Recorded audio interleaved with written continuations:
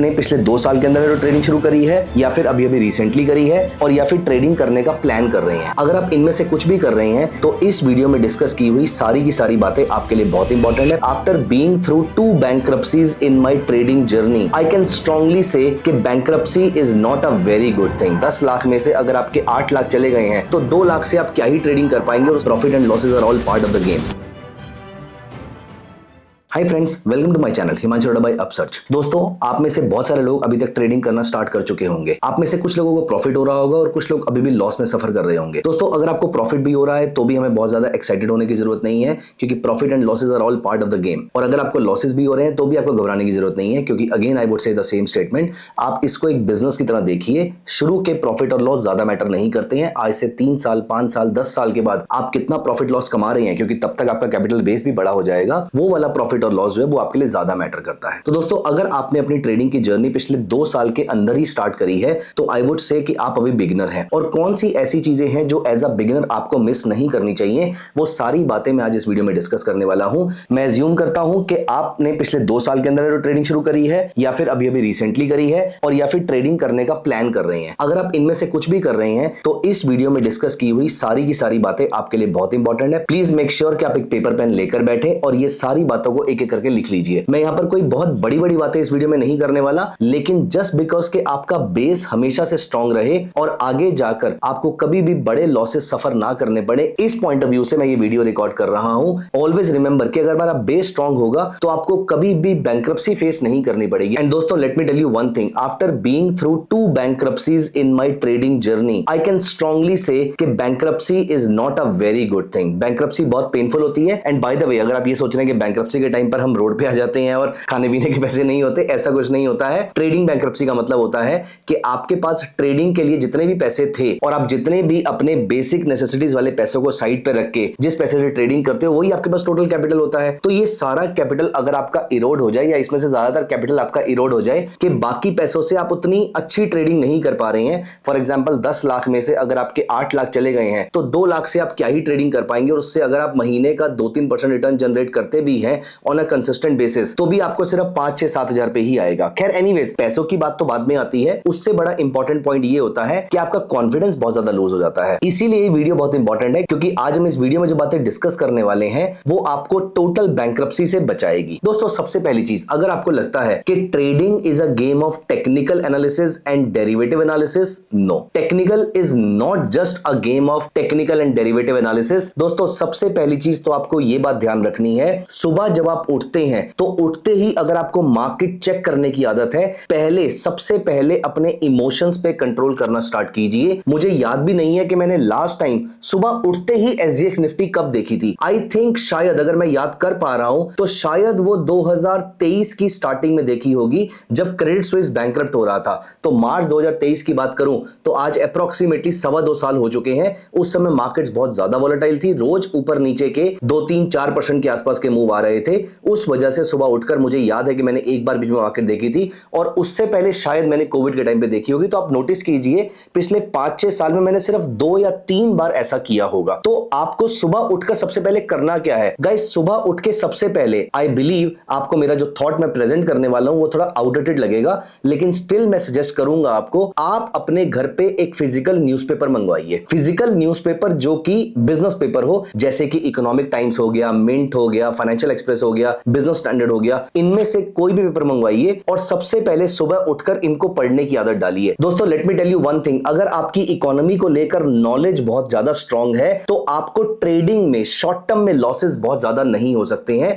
क्योंकि आप broader picture समझ जाएंगे तो आप ऐसे पीरियड्स को ऑटोमेटिकली अवॉइड कर देंगे जब आपको रिस्क बनता हुआ दिख रहा होगा। तो टेक्निकल और डेरिवेटिव में कभी कभी हम इतना खो जाते हैं कि हमें लगता है यही दुनिया है, ट्रेडिंग में यही दुनिया है, लेकिन एक बड़ी पिक्चर का अगर आप अंदाजा रखेंगे तो छोटी पिक्चर में फंसने के चांसेस बड़े कम हो जाएंगे। आपकी शिप आप ही चला रहे हैं, लेकिन अगर बाहर थंडरस्टॉर्म्स का आइडिया रहेगा तो आपको पता होगा कि आपको किस स्पीड पे शिप को चलाना है। एटलीस्ट अपनी पोजीशन को हल्का और इंक्रीज कर पाएंगे इकोनॉमिक टाइम्स की ये न्यूज पढ़ के, या फिर किसी भी बिजनेस पेपर को रेगुलरली ट्रैक करके और रेगुलरली पढ़ के। अगर आपको लगता है कि ये बहुत ही बोरिंग काम है, let me give you a thought process here. आप अगले 15 से 20 दिन तक सिर्फ इसकी हेडलाइंस पढ़िए, सिर्फ मेन पेज पढ़िए, उसकी हेडलाइंस पढ़िए, धीरे धीरे करते करते करते आप अंदर की हेडलाइंस पढ़ना शुरू कर दीजिए। पेज नंबर 9-10 के आसपास आपका ईटी मार्केट जहां पर आता है, सिर्फ उसकी हेडलाइन पढ़िए। धीरे धीरे आप नोटिस करेंगे कि ये हेडलाइंस आपस में मैच करती हुई दिखाई दे रही होंगी। 15 दिन पहले अडानी एंटरप्राइजेस को लेकर कोई न्यूज आई होगी, 15 दिन के बाद आज दोबारा आई हुई है। अब आपको पढ़ने का मन करेगा। अब आप धीरे धीरे इसको पढ़ना शुरू कर देंगे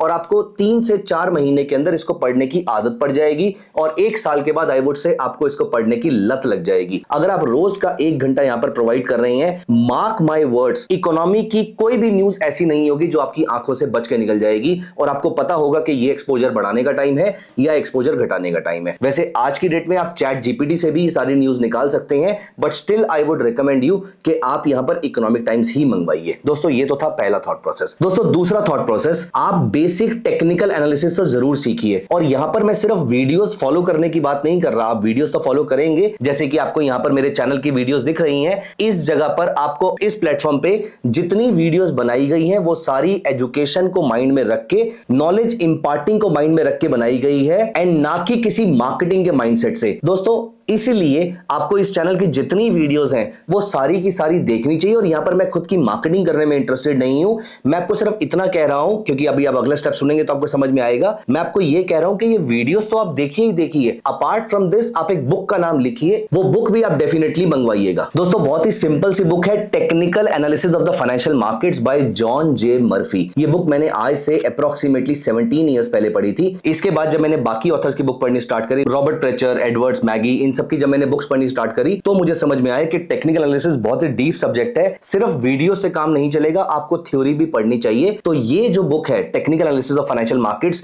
ये आपके सारे के सारे बेसिक्स को क्लियर करेगी। एंड अपार्ट फ्रॉम दिस आप डेरिवेटिव की बुक्स को भी डेफिनेटली पढ़िएगा। डेरिवेटिव की भी बहुत सारी बुक्स ऐसी हैं जो इंडियन ऑथर्स ने लिखी हैं। तो पहली चीज आपको न्यूज फॉलो करनी है, दूसरी चीज आपको यूट्यूब चैनल की जितनी वीडियोस हैं वो सारी की सारी देखनी है, तीसरी चीज आपको बुक्स भी पढ़नी है, चौथी बात आपको दोस्तों यहां पर एक स्कैनर बनाने की टेक्निक तो आनी चाहिए। फॉर एग्जांपल चाहे वो बेसिक स्कैनर हो या फिर वो एडवांस स्कैनर हो, लेकिन आपको एक स्कैनर बनाने की टेक्निक आनी चाहिए।